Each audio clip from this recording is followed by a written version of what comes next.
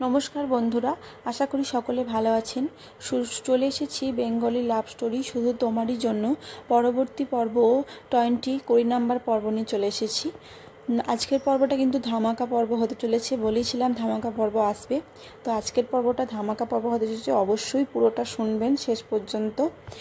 যারা আমার এইটা নতুন পড়ছেন, শুধু তোমারই জন্য নতুন যারা শুনছেন, তারা অবশ্যই আমার আগের গল্প আমার তুমিটা পুরোটা শুনে নেবেন, তাহলে এটা বুঝতে সুবিধা হবে। আর শুরু করছি। রাত্রি মনের সুখে খোলা সমুদ্রতটে মন্থর গতিতে বেরিয়ে যাচ্ছে। এত সুন্দর পরিবেশ, এমন মায়াময়ী প্রাকৃতিক রূপ তাকে বেশিক্ষণ আর ঘরের ব্যালকনিতে আটকে রাখতে পারেনি। আজ কেন যেন রাত্রিরও ঘুম আসছিল না, আর ঘুম না আসলে চুপচাপ বিছানায় পড়ে থাকবে, এটা বড্ড বেশি অস্বস্তিকর।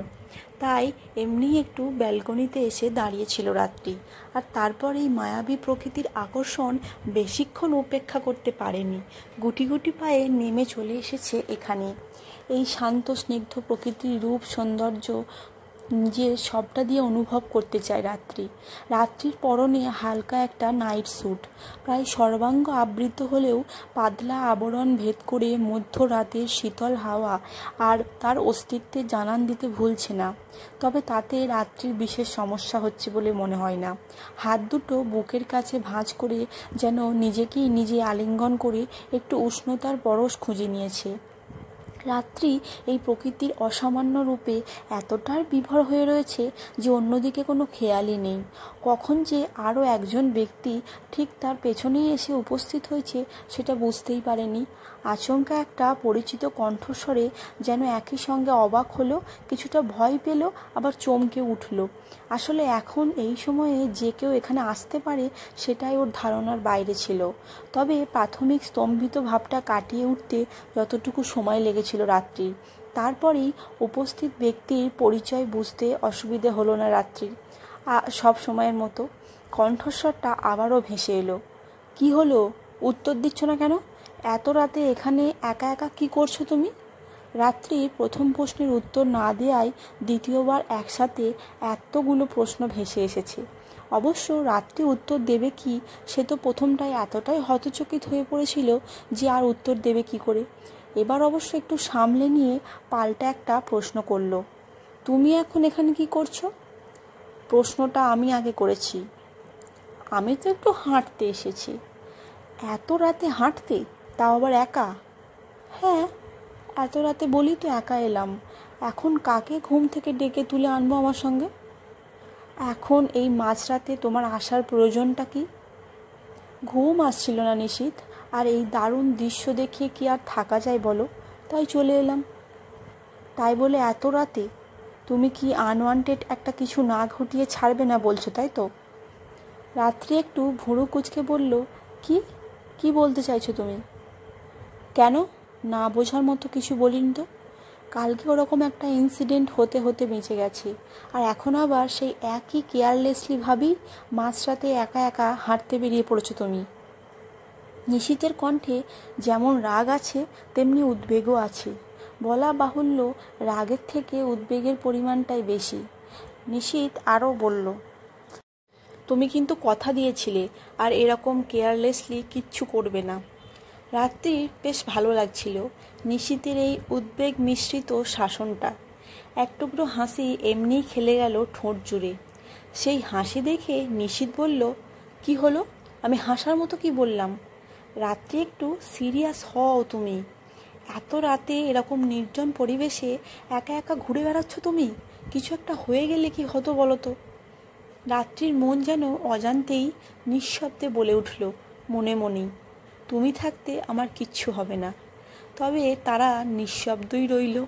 রাত্রি আবারও একটু হেসে বলল, এত চিন্তা করো না তো, কিচ্ছু হয়নি, আমার আর কিছু হবেও না। বেশি কথা না বলে এখন চুপচাপ এই সুন্দর পরিবেশটা একটু নিজেও উপভোগ করো, আর আমাকেও করতে দাও। নিশীথ হয়তো আরও কিছু বলতো, কিন্তু সে সুযোগটা পেল না, কারণ রাত্রি আবার মুখ ঘুরিয়ে সামনের দিকে এগোতে শুরু করেছে। নিশীথ কিছু বলল না, বা বলা ভালো বলতে পারল না। রাত্রি এই সহজ সরল ছেলে মানুষগুলোর সামনে মাঝে মধ্যেই নিশীথ আর কিচ্ছু বলতে পারে না। রাত্রির দিকে কিছুক্ষণ তাকিয়ে থেকে সেও ধীর পায়ে এগোতে লাগলো রাত্রির সঙ্গেই। বেশ কিছুক্ষণ দুজনে নিঃশব্দে পাশাপাশি হাঁটতে লাগলো নির্জন সমুদ্র তীরে। কারোর মুখেই কোনো কথা নেই। এমন পরিবেশে হয়তো শব্দেরা সত্যিই নিষ্প্রয়োজন। এত সুন্দর পরিবেশে নিস্তব্ধভাবে হাঁটতেই খুব ভালো লাগে। রাত্রির ঠোঁটে সেই মিষ্টি হাসিটা এখনও লেগে আছে। নিশীথের ঠোঁটের কোণায়ও ফুটে উঠেছে এক চিলতে হাসি। একটু আগের সেই উদ্বেগ, চিন্তা, কিছুটা রাগ সবই যেন উধাও হয়ে গেছে এত সুন্দর পরিবেশে। আসলে এমন মনোমুগ্ধকর পরিবেশে মনে শুধুই আনন্দই থাকে, প্রশান্তির পরশ ছুঁয়ে যায়। এখানে রাগ ফাগ থাকতেই পারবে না। এত সুন্দর নিস্তব্ধ নির্জন বালুতটে মধ্যরাতে এরম দুই মানব মানবী জ্যোৎস্না বিলাসে মগ্ন। দূর থেকে ধেয়ে আসা ঢেউয়ের সমুদ্র তীরে আছড়ে পড়ার শব্দ যেন মাঝে মধ্যেই খান খান করে দিতে চাইছে এই নিস্তব্ধতাকে। এমন পরিবেশে সময়ের হিসেব কেই বা রাখে বলুন তো? রাত্রিও রাখেনি। কত রাত হয়েছে কারোরই কোনো হিসেব নেই। শুধু ধীর পায়ে হেঁটে চলেছে নরম ভিজে বালির ওপর। রাত্রি সময়ের হিসেব ভুলে গেলেও নিশীথ কিন্তু ভোলেনি। বেশ কিছুক্ষণ পরে সে বলল, রাত্রি, অনেক রাত হয়েছে, এবার আমাদের ফেরা উচিত। রাত্রি ভীষণ আহ্লাদী সুরে বলল, আর একটু থাকি না প্লিজ। নিশীথের হাসি পেল এমন সুর শুনে, কিন্তু সে না হেসে বরং একটু গম্ভীর হয়ে বলল, একদম নয়, অনেকক্ষণ হয়ে গেছে রাত্রি, এবার বাড়ি চলো।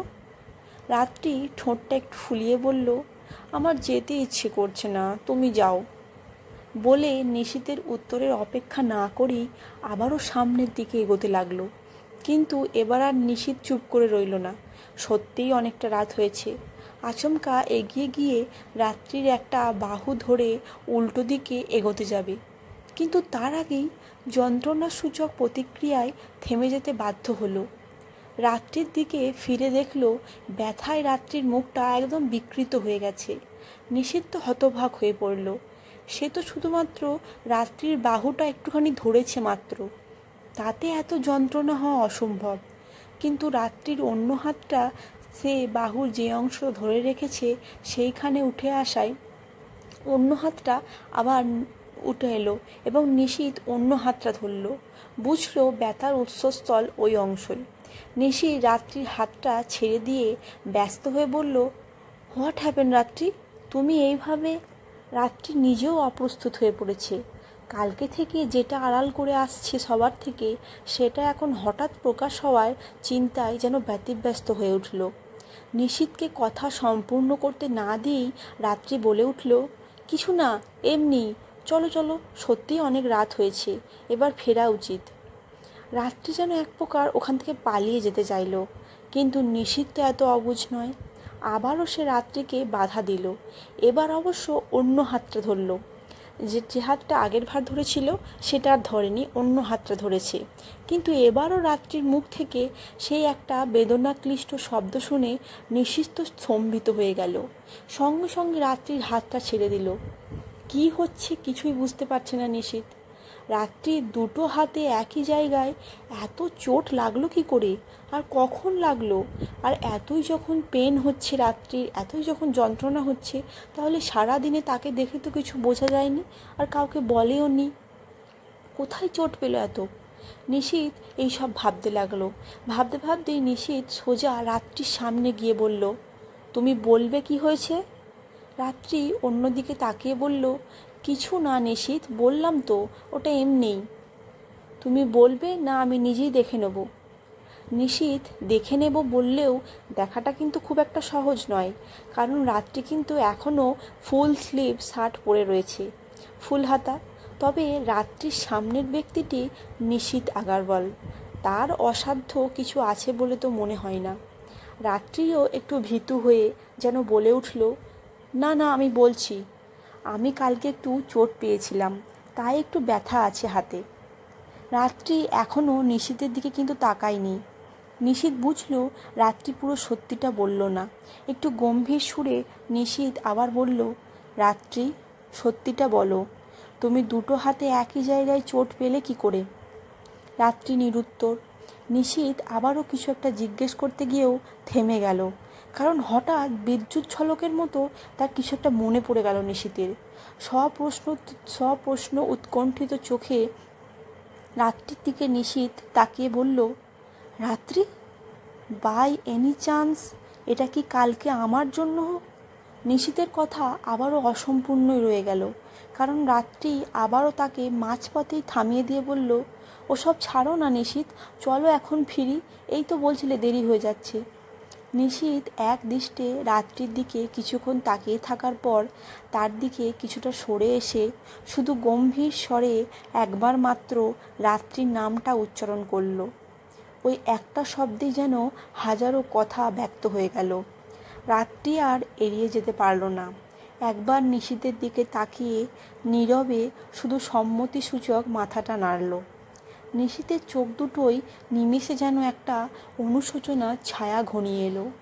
কালকে যখন আবেগে উত্তেজিত হয়ে রাগের বশে রাত্রির হাত দুটো চেপে ধরেছিল, তখন যেন খেয়ালই হয়নি। আজ নিশীথ বুঝতে পারছে রাত্রি কতটা যন্ত্রণা পাচ্ছিল, আর এখনও পাচ্ছে, শুধুমাত্র তার কারণেই। নিশীথ একটু নরম আর অনুতপ্ত সুরে বলল, তুমি এই জন্যই কাল থেকে শুধু ফুল স্লিভ ড্রেস পরছো, তাই না? রাত্রি আবারও শুধুই মাথা নাড়ল। নিশীথ নিজেও লক্ষ্য করেছিল রাত্রি শুধুই ফুল স্লিভ ড্রেস পরছে কালকে থেকে, যেখানে সে বিশেষত তেমনটা পরেই না, কিন্তু তখন অতটা খেয়াল করেনি নিশীথ। এখন কারণটা বুঝতে পেরে নিশীথের মনটা যেন অনুশোচনায় দগ্ধ হতে লাগলো। তার কারণে কেউ কষ্ট পাক এটা সে সহ্য করতে পারে না, বিশেষত তার কাছের মানুষগুলো। নিশীথ রাত্রির একটা হাত আলতো করে স্পর্শ করে বলল, একটু বেশি হার্ট করে ফেলেছি, সরি। নিশীথের উচ্চারিত প্রতিটা শব্দে ঝরে পড়া অনুশোচনার সুর রাত্রির অন্তরে আঘাত করল। সে চকিতে নিশীথের দিকে তাকিয়ে দেখল, সেই নিশীথের সেই গভীর মায়াবী চোখ দুটোই এখন শুধুই অনুশোচনার ছায়া। নিশীথের এই রূপ রাত্রির ভালো লাগলো না। নিশীথের সেই চির পরিচিত রূপটাই তার প্রিয়। আর তাছাড়াও এখানে নিশীথের তো কোনো দোষ ছিল না, ভুলটা তো তারই ছিল। রাত্রি ব্যস্ত হয়ে বলল, তুমি কেন সরি বলছো নিশীথ? সরি তো আমার বলা উচিত। না, আমি ওরকম বেখেয়ালি হতাম, আর না এই সব কিছু হতো। এখানে তোমার কোনো ভুল নেই, তুমি যা করেছো একদম ঠিক করেছো। তোমার জায়গায় আমি থাকলে এই একই কাজ করতাম। ভুলটা আমার নিশীথ, ডোন্ট ব্লেম ইয়োর সেলফ। নিশীথ তবুও যেন ঠিক মানতে পারল না। সেই একইভাবে বলল, তবুও আমারও খেয়াল রাখা উচিত ছিল রাত্রি, এইভাবে তোমাকে এতটা হার্ট করা উচিত হয়নি আমার। রাত্রি সত্যিই খারাপ লাগছে নিশীথকে এভাবে দেখতে, বিশেষ করে তার কষ্টের জন্য নিশীথ নিজেকে দায়ী করে অনুতপ্ত হচ্ছে। এটা যেন আরও কষ্ট দিচ্ছে ওকে। রাত্রি বুঝল এভাবে কাজ হবে না। এবার পরিবেশটা হালকা করার জন্য সে তার চিরপরিচিত ভঙ্গিতে রাত্রি বলে উঠল, তুমি বাদ দেবে এই প্রসঙ্গ? আমার এমন কিছু হয়নি, বুঝলে তো? আর তুমি কোনো আয়রন ম্যান নও যে আমার হাত দুটো একেবারে ভেঙে গুঁড়িয়ে দেবে তুমি। এখন চলো তো। এক জায়গায় দাঁড়িয়ে দাঁড়িয়ে পায়ে ব্যথা হয়ে গেল আমার। এই তো ফেরার জন্য তাড়া দিচ্ছিলে, এখন কি হলো? রাত্রি আবারও নিশীথের উত্তরের জন্য অপেক্ষা না করেই এবার ফিরতি পথ ধরল। নিশীথ অবুঝ নয়, সবই বুঝল। রাত্রির ছেলে মানুষের আড়ালে থাকা উদ্দেশ্য তার বুঝতে অসুবিধে হলো না। ঠোঁটে এক চিলতে হাসি আবারও যেন আপনা থেকেই ফুটে উঠল। সত্যি, মেয়েটাকে যখন প্রথম দেখেছিল তখন মনেই হয়নি এমন একটা রূপও তার থাকতে পারে। সত্যি বলতে রাত্রির চরিত্রের এই ছোট ছোট অথচ বিশেষ দিকগুলোই নিশীথের বড় ভালো লাগে। নিশীথ রাত্রির সঙ্গেই ফিরতি পথে পা বাড়ালো। আবারও নামলো সেই নিস্তব্ধতা। তবে এবারের নিস্তব্ধতা বেশিক্ষণ স্থায়ী হলো না, কারণ কিছুদিন এগোতে না এগোতেই রাত্রি আবারও যন্ত্রণায় আহ শব্দ করে উঠল। নিশীথ আবারও ব্যস্ত হয়ে উঠল। আবার কি হলো? এমনিতেই তার কারণে রাত্রি এতটা কষ্ট পেয়েছে, সেটা ভেবেই খারাপ লাগছে। আর এখন আবার নতুন করে কি হলো? নিশীথ রাত্রির থেকে কিছুটা দূরত্ব বজায় রেখেই চলছিল। এখন তার কাছে ছুটে এলো। ব্যস্ত হয়ে নিশীথ প্রশ্ন করল, কি হলো? রাত্রি নিজের একটা হাত দিয়ে নিশীথের কাঁধে ভর দিয়ে তার ডান পাটা উঁচু করে কিছু একটা দেখার চেষ্টা করতে করতে বলল, কিছু একটা পায়ে ফুটেছে মনে হচ্ছে যেন। হোয়াট? পায়ে কী করে ফুটলো? উত্তরটা রাত্রিকে কষ্ট করে দিতে হলো না। নিশীথ নিজেই ততক্ষণে ঝুঁকে নিচু হয়ে যা দেখার দেখে নিয়েছে। মধ্যরাত হলেও চাঁদের হলদে আলোয় মোটামুটি সব কিছুই স্পষ্ট দেখা যাচ্ছে। রাত্রির পায়ে একটা সি সেল জাতীয় কোনো কিছু বস্তুর একটা ভাঙা অংশ ফুটে রয়েছে, এবং তার কারণ হলো রাত্রির পা দুটো এখন সম্পূর্ণ অনাবৃত। নিশীথ একটু বিরক্ত হয়ে বলল, আর ইউ ম্যাড? তুমি খালি পায়ে এখানে এসেছো কেন? রাত্রি এত ব্যথার মধ্যেও একটু হেসে বলল, বিচে সবাই খালি পায়ে হাঁটে নিশীথ, তার মজাই আলাদা হয়। ভিজে নরম বালি আর মাঝে মাঝে ঠান্ডা জলের স্পর্শ, আহা হা, কি দারুণ। নিশীথ হাঁ করে কিছুক্ষণ রাত্রির মুখের দিকে তাকিয়ে রইল। এই মেয়ে আদৌ সুস্থ তো? পায়ে কি না কি ফুটে গেছে, রীতিমতো রক্ত বেরিয়েছে, আর এখন সে এই সব বলছে? নিশীথ পুরো নিরুত্তর, কোনো উত্তর নেই তার কাছে।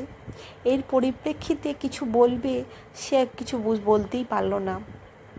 এটাও একটা ঐতিহাসিক ঘটনা বটে, দা নিশীথ আগরওয়াল নাকি নিরুত্তর হয়। যাই হোক, রাত্রি নিশীথের অমন হাঁ মুখটা দেখে বলল, কি হলো? কিছু না, তুমি আমায় ভর দিয়ে একটু দাঁড়াও, আমি এটা বের করার চেষ্টা করি। রাত্রি কিছু না বলে চুপচাপ নিশীথের কাঁধে একটা হাত রেখে দাঁড়ালো, আর নিশীথ একটা হাঁটু নিচে রেখে রাত্রির পাটা এক হাতে নিয়ে খুব সাবধানে ভাঙা টুকরোটা বের করতে লাগলো। রাত্রি এক দৃষ্টে তাকিয়ে রইল নিশীথের দিকে। মনটা আবার কেমন যেন লাগাম ছাড়া হয়ে উঠতে চাইছে।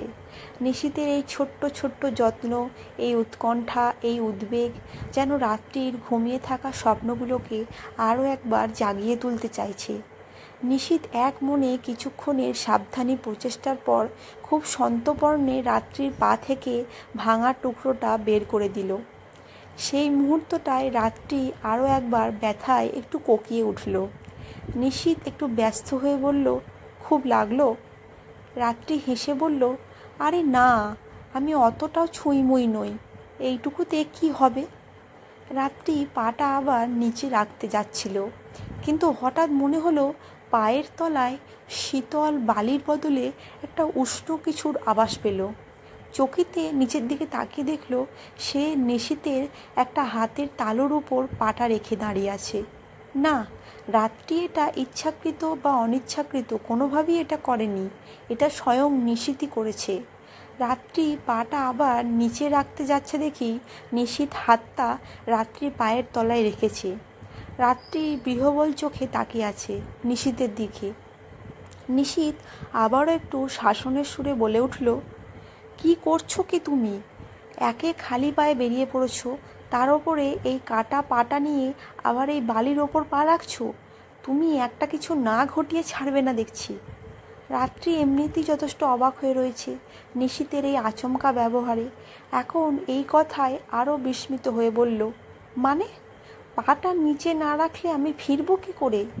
নিশীথ এই কথার কোনো উত্তর না দিয়ে সোজা এক ঝটকায় রাত্রিকে দু হাতে কোলে তুলে নিল। রাত্রির পরম বিস্ময়ে হতবাক হয়ে গেছে।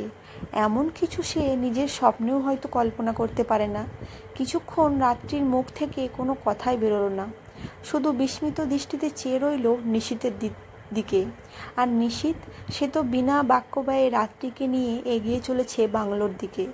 রাত্রি একটু পরেই নিজের বিহ্বল ভাবটা কাটিয়ে বলল, নিশীথ, কি করছো? আমি নিজেই যেতে পারবো, আমাকে নামিয়ে দাও। নিশীথ কিছু বলল না, শুধু একবার রাত্রির দিকে একটু রাগি রাগি চোখে তাকালো। এই নীরব দৃষ্টি অনেক কিছু বলে গেল। রাত্রি আর কিছু বলল না। তার হাত দুটো নিশীথের কাঁধে আর বাহুতে রেখে অপলক নেত্রে চেয়ে রইল তার দিকে।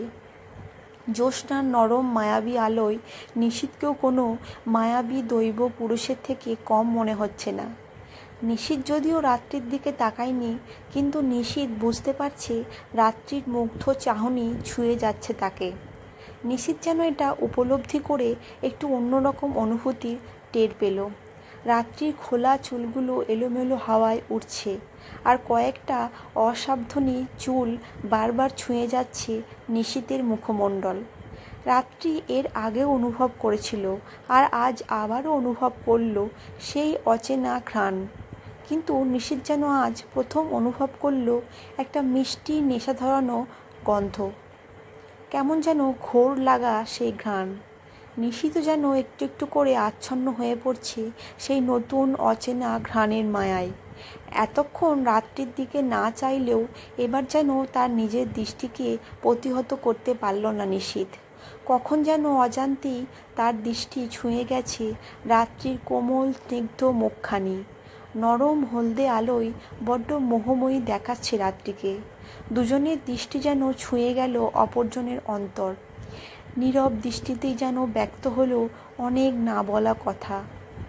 রাত্রির মনের গভীরে থাকা সেই নিস্তরঙ্গ অতল ভালোবাসার সমুদ্রে যেন আজ আবার প্রাণের স্পন্দন অনুভূত হলো। আর নিশীথ, তার মনের কোণে একটা কোণাতেই যেন সেই নতুন অনুভূতিগুলো আবারও একবার জেগে উঠল। স্থান কাল সবই যেন এখন তুচ্ছ। অন্য কোনো কিছুরই যেন এখন কোনো অস্তিত্বই নেই দুজনের কাছে। সমগ্র জগতে যেন শুধুই তাদেরই অস্তিত্ব রয়েছে। রাত্রি নিজের হৃদস্পন্দনের দ্রুততা অনুভব করল, যেন আলোক গতির চেয়েও দ্রুত ছুটে চলেছে তারা। নিশীথও যেন আচ্ছন্ন হয়ে পড়ছে একটু একটু করে। রাত্রির চোখের গভীরে যেন কিসের একটা অমোঘ আকর্ষণ অনুভব করল সে। কখন যেন তারা পৌঁছে গেছে বাংলোর বারান্দায়, সেটাও বুঝতে পারেনি। নিশীথ যেন কিছুটা মহাবৃষ্টির মতোই রাত্রিকে ধীরে ধীরে দাঁড় করালো তার সামনে। রাত্রির হাত দুটো এখনও নিশীথের কাঁধে আর বাহুতেই অবস্থান করছে। তাদের সরিয়ে দেওয়ার কথা মনেও আসেনি। এমন একটা পরিস্থিতিতে সেটা হয়তো সম্ভব নয়। নিশীথের একটা হাত এখনও রাত্রির পিঠের ওপরেই রয়েছে, আর অন্য হাতটা আলগোছে কখন যেন উঠে এসেছে রাত্রির স্নিগ্ধ মুখমণ্ডলের কাছে। এলোমেলো হাওয়ায় উঠতে থাকা অবাধ্য চুলগুলোকে আলতো আঙুলের ছোঁয়ায় সরিয়ে দিল নিশীথ। রাত্রির চোখ দুটো আবেশে বুজে এলো। মনের কোণায় একটা মুহূর্তের স্বপ্ন সযত্নে সুপ্ত হয়েছিল। আজ যেন হঠাৎ করেই অপ্রত্যাশিতভাবেই সেই স্বপ্নটা বাস্তব রূপ নিচ্ছে। নিশীথ এখনও কেমন মন্ত্রমুগ্ধের মতোই চেয়ে আছে রাত্রির দিকে। তার বন্ধ চোখের পাতায় সৃষ্টি হয়েছে মৃদু কম্পন। তীর তীর করে কাঁপছে রাত্রির পাতলা পেলব ঠোঁট দুটো। নিশীথ যেন আজ এই মোহময়ী ক্ষণে রাত্রিকে এক নতুন রূপে আবিষ্কার করল, যে রূপের অমোঘ আকর্ষণের টানে সে ভেসে চলেছে কোনো অজানায়। নিশীথের একটা হাত ধীরে ধীরে রাত্রির পেট ছুঁয়ে নেমে এলো তার কটি দেশে। দৃঢ় হলো হাতের বাঁধন। আরও কিছুটা কমল তাদের মাঝের দূরত্ব। রাত্রির চোখ দুটো এখনও তেমনই বন্ধই রয়েছে, আর সেই বন্ধ চোখের দিকে চেয়েই যেন নিশীথ আরও কিছুটা কমিয়ে আনলো তাদের মাঝের দূরত্ব। নিশীথের অন্য হাতটা আলগোছে রাত্রির কান ছুঁয়ে প্রবেশ করেছে ঘন কেশরাশির মাঝে। তাদের মাঝের দূরত্ব এখন শুধুই নামমাত্র। মধ্য গগনের উজ্জ্বল চাঁদের আলো যেন পিছলে পড়ছে তাদের দেহ ছুঁয়ে। অপরূপ মোহময়ী পরিবেশে তাদের দুজনকেই যেন মনে হচ্ছে মায়াবী কোনো নরনারী। নিশীথের দৃষ্টি আলগোছে একবার ছুঁয়ে গেল রাত্রির চোখ, নাক, ঠোঁট। কোনো এক অজানা অচেনা আকর্ষণে নিশীথ তাদের মাঝের অবশিষ্ট দূরত্বটুকুও নিঃশেষিত করতে উদ্যত হলো। একসময় গভীর আবেশে নিশীথের উষ্ণ ঠোঁটজোড়া ছুঁয়ে গেল রাত্রির ললাট। অনেকক্ষণ রইল সেই স্পর্শের পরশ। রাত্রির সর্বাঙ্গ যেন অবশ হয়ে আসছে। কোনো চিন্তা, কোনো ভাবনা যেন আর তার মনে স্থান পাচ্ছে না। সে ক্ষমতা যেন আর তার মধ্যে অবশিষ্ট নেই। এই সুন্দর অপরূপ মুহূর্তের আবেশেই যেন হারিয়ে যেতে চাইছে। নিশীথ সেই অদম্য আকর্ষণের টানে আরও একবার ভেসে চলল সেই অজানায়। তার তপ্ত ঠোঁট দুজোড়া আবার অগ্রসর হলো নতুন এক স্পর্শের অভিপ্সায়। ধীরে ধীরে মিলিয়ে আসছে দুটো উষ্ণ অধরদ্বয়ের মাঝের দূরত্ব। একসময় মুছে গেল সব দূরত্ব। নিশীথের ওষ্ঠদ্বয় আলতো করে স্পর্শ করল রাত্রির পেলব অধর যুগল। দুজনকার ঠোঁট দুজনাকে স্পর্শ করল। কেঁপে উঠল রাত্রি। ভালোবাসার মানুষের এমন আবেগী স্পর্শ সবারই অন্তরে ঝড় তোলে। রাত্রির অন্তরে বইছে সেই ঝড়। হয়তো সেই ঝড়ের বেগ আরও অনেক বেশি, কারণ এই মুহূর্তগুলো তার কাছে শুধুই এক অলীক কল্পনা মাত্র। কোনোদিনও তারা বাস্তবে রাত্রির কাছে ধরা দেবে সেটা কোনোদিনও রাত্রি আশাই করেনি। আর নিশীথ, তার অন্তরে এখন কোনো কিছুরই যেন অস্তিত্ব নেই। শুধুই এই মুহূর্তটাই যেন সত্যি, বাকি সব মিথ্যে, তুচ্ছ। তাদের এই অধর আলাপ আরও গভীর হতো। তার আগেই অযাচিত বাধার মতো একটা রাত পাখি কর্কশ ডাকে দুজনেই যেন কোনো গভীর স্বপ্ন থেকে জেগে উঠল। ধীরে ধীরে যেন ফিরে এলো তাদের বাহ্য জ্ঞান। নিজেদের অবস্থান বুঝে দুজনেই একদম চকিতে কিছুটা সরে দাঁড়ালো। রাত্রির মনের অবস্থা এখন শব্দে প্রকাশ করা অসম্ভব। হাজারো অনুভূতির সংমিশ্রণে একটা অদ্ভুত পরিস্থিতির সৃষ্টি হয়েছে। নিশীথের মনের অবস্থাটাও কিছুটা তেমনই। সদ্য অনুভূত কিছু নতুন অস্পষ্ট অনুভূতি, আর তারপর হঠাৎ এই ঘটনা, সব মিলে মিশে যেন এলোমেলো করে দিল সব হিসেব। নিশীথ একটু স্বাভাবিকভাবেই বলল, অনেক রাত হয়েছে, রুমে যাও। রাত্রিও যেন আপাতত নিশীথের কাছ থেকে পালাতেই চাইছিল, তাই বিন্দুমাত্র সময় নষ্ট না করে নিজের ঘরের দিকে এগোলো। নিশীথও নিজের ঘরে চলে এলো। নিশীথ নিজের সোজা এসে বিছানায় শুয়ে একটা হাত মাথার নিচে রেখে চোখটা বুঝল। না, ঘুমানোর জন্য নয়। ঘুম যে আজ আর আসবে না সেটা বলাই বাহুল্য। সবটা যে এক্ষুনি একটু ভালো করে বুঝে নিতে চাই, না হলে অযথা মনের অশান্তিটা বাড়বে। আজকের এই ঘটনার পর নিশীথের কাছে এটা মোটেও অস্পষ্ট নয় যে রাত্রি তার জীবনে শুধু বন্ধু নয়, তার থেকেও আরও বেশি কিছু। তবে সমস্যা অন্য জায়গায়। যদি নিশীথ যা ভাবছে তাই হয়, তাহলে সেই অনুভূতির বিস্তার ঠিক কত দূর? রোয়ানের পরিব্যক্ত অভিব্যক্তিটি তার মনে যে বিভ্রান্তির সৃষ্টি করেছে, তারও বা কী পরিণাম হবে? নিশীথ একবার চোখটা খুলে হাতের ব্রেসলেটটার দিকে তাকালো। প্রশ্ন তো এটাও, কিন্তু প্রশ্নের উত্তর নিশীথ স্পষ্ট বুঝতে পারছে। কিন্তু বাকি এমন কিছু প্রশ্ন আছে যাদের উত্তরটা নিশীথ এখনও বুঝতে পারছে না। না, নিশীথ আজ স্বীকার করতে বাধ্য হলো যে আজ প্রথম সে কোনো সিদ্ধান্ত নিতে দ্বিধাবোধ করছে। নিশীথ আরও কিছুক্ষণ চোখ দুটো বন্ধ করে রইল, চেষ্টা করলো হিসেবগুলো মেলানোর। একটু পরে হঠাৎ আবার চোখ খুলে যেন নিজেকেই বলল, আমাকে বুঝতে হবে, জানতে হবে যেটা আমি অনুভব করছি তার ব্যাপ্তি কত দূর। একটা সরু হাসির রেখা যেন ফুটে উঠল তার ঠোঁটে। সে স্থির করল সে আগে নিজে সম্পূর্ণরূপে এই অনুভূতি সম্পর্কে অবগত হবে।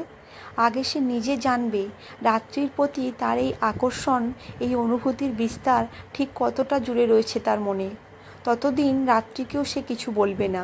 নিজের দেওয়া সিদ্ধান্তটা যেন হঠাৎ করেই নিশীথের মনের অনেকটা দ্বিধা, অনেকটা বিভ্রান্তি দূর করে নিল। আজকের রাতটা নিশীথ বিনিদ্র যাপনের খাতাতেই লিখে রেখেছিল, কিন্তু তাকে অবাক করে দিয়ে নিদ্রাদেবী আজ সদয় হলেন তার ওপর। অল্প কিছুক্ষণ পরেই নিশীথের দু চোখ জুড়ে নেমে এলো ঘুম। আজকের পর্বটা এখানেই শেষ করছি। বলেছিলাম যে আজকে মহাপর্ব, ধামাকা পর্ব দেব। আজকের পর্বটা কিন্তু সত্যি ধামাকা পর্ব ছিল। কাহিনীর দিক দিয়ে কিন্তু অনেকটা এগিয়ে গেল এক ধাপ আজকে।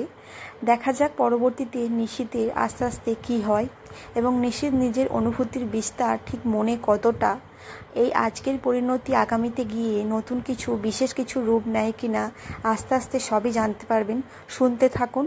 যদি ভালো লাগে অবশ্যই চ্যানেলটা সাবস্ক্রাইব করবেন এবং ভিডিওটা লাইক করতে ভুলবেন না। আপনাদের ভালোবাসা কিন্তু কোনো কার্পণ্য করবেন না। যদি ভালো লাগে অবশ্যই সেগুলো জানাবেন মতামত করে কেমন লাগছে। আর পুরো পর্বটা আজকে শুনবেন। সত্যি খুব ভালো পর্ব দিয়েছি, শুনতে থাকুন। আর পরবর্তী পর্ব নিয়ে খুব তাড়াতাড়ি ফিরছি। ধন্যবাদ।